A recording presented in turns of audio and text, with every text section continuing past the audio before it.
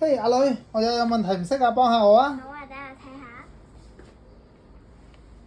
好，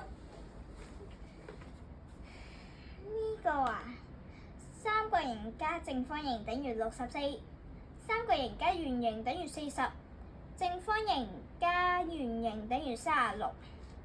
求三角形、正方形同圓形分別嘅數係咩？呢個係經典嘅數填空格圖問題。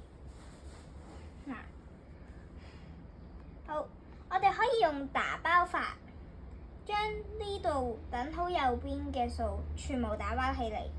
我哋可以見到呢度係兩個三角形、兩個正方形同埋兩個圓形嘅。好，將佢哋相加。咁右邊呢度呢，都係打包。哦，64加40。爸爸，我哋可以將64加咗36先，咁湊咗100，哦，再加40係喎，咁啊84咯。咁加40，再加36，咁就等於84啦。140。咁所以上面呢條式都等於140嘅。咁呢度可以見到，佢哋都係乘咗2嘅。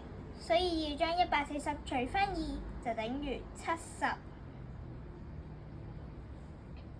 咁呢度即係三角形加正方形加圓形就等於70。咁所以上面可以見到三角形加正方形等於64，咁就要將70減64。等於幾多啊6。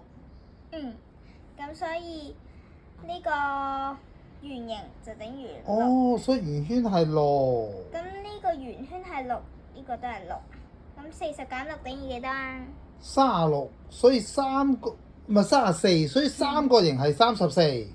三角形係34。咁呢度都可以見到36減6就等於30，正方形係30。我明啦，唔該晒阿女。唔使客氣。